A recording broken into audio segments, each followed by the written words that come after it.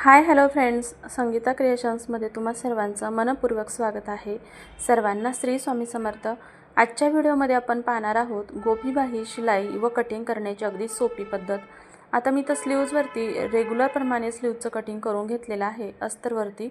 आणि आता हे जे मेन स्लीव्जचं कापड आहे ते पहा, मी या स्लीव्जपेक्षा डबल आणि उंचीला 1 ते 1.5 इंच जास्त घेतलेला आहे, म्हणजे प्लेट टाकल्यानंतर कापड कमी पडणार नाही।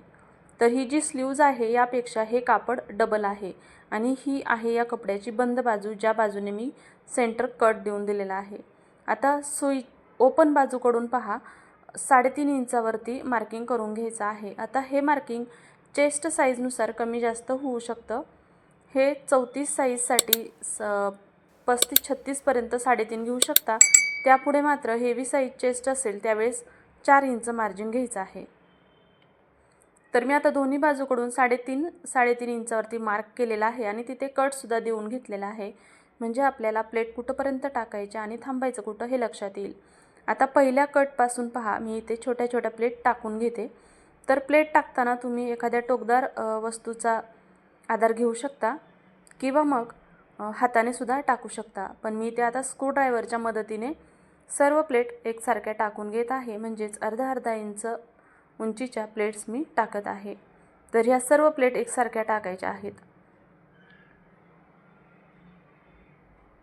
आता या प्लेट्स जिथं आपण कट दिलेला आहे तिथपर्यंत पूर्ण टाकून घ्यायचे आहे, तिथं आल्यानंतर थांबायचं आहे। त्यानंतर खालच्या बाजूने सुद्धा प्लेट टाकायच्या आहेत, पण आता खालच्या बाजूने प्लेट्स टाकताना वरच्या बाजूची जी प्लेट्सची तोंड आहेत त्या प्लेट्सच्या अगदी विरुद्ध दिशेने खालच्या बाजूच्या प्लेट्स टाकायच्या आहे। तर तुम्हाला दिसत असेल। तर आता या प्लेट्स मी हातानेच टाकत आहे पहा। तर अगदी बरोबर प्लेट्सच्या खाली प्लेट्स आणि हो, गोपीबाही किंवा प्लेटेड स्लीव्जचं कटिंग किंवा स्टिचिंग करताना प्लेट्स टाकता येणं खूप महत्त्वाचं आहे। कमी जास्त जर प्लेट्स झाल्या तर पफसुद्धा कमी जास्त होऊ शकतो। आता इथे पहा, मी अगदी एकसारख्या प्लेट टाकलेल्या आहे आणि खरं तर हा पफ खरंच खूप छान दिसतो। तर आता खालच्या बाजूने सुद्धा जिथं आपण कट दिलेला आहे तिथपर्यंत प्लेट्स टाकून घ्यायचे आहे। खालच्या बाजूने म्हणजे दंडघेराच्या बाजूकडून शक्यतो 1-2 प्लेट जास्त टाकून घ्यायच्या, कारण दंडघेराचा भाग हा अरुंद असतो आणि वरच्या बाजूने रुंद असतो। तर पहा, आता मी ही स्लीव्ज जी आहे परफेक्ट अस्तरवरती कटिंग केलेली ती यावरती ठेवून घेतली।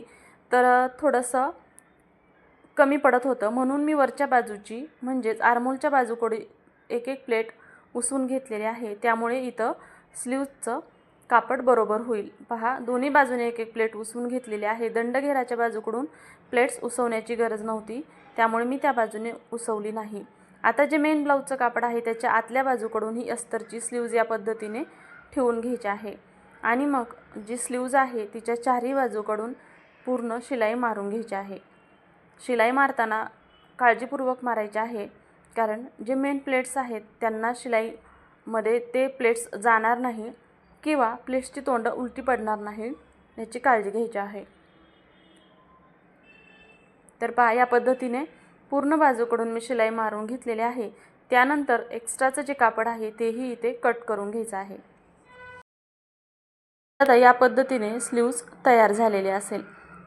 तर पहा, आता खालच्या बाजूने इथं तुमच्याकडे लेस असेल तर लेस वापरू शकता, पण हा प्लेन ब्लाऊज असल्यामुळे लेस नव्हतं, त्यामुळे मी अस्तरचंच प्लेन कापड आहे ते घेतलेलं आहे। आणि हे कापड पट्टी मी 1.5 इंच रुंदीची घेतलेली आहे आणि लांबी दंडघेराची जेवढी लांबी आहे तेवढी घेतलेली आहे।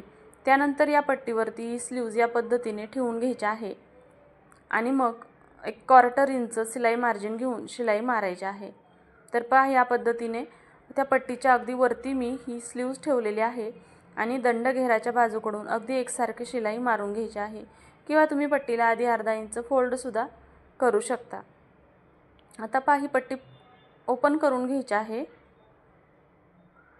वरच्या बाजूने तुम्ही दाबटीप देऊ शकता किंवा डायरेक्ट या पद्धतीने पट्टी अशी एकदा फोल्ड करायची आणि पुन्हा एकदा फोल्ड करून यावरती सुद्धा शिलाई मारून घ्यायची आहे।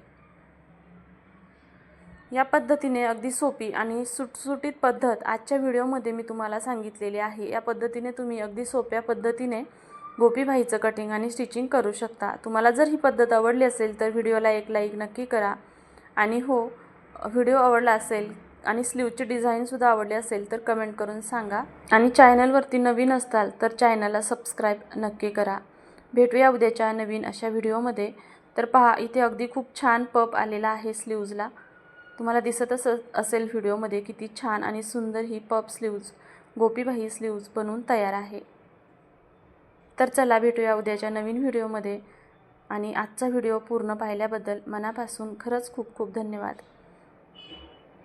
भेटूया उद्या. सर्वांना श्री स्वामी समर्थ.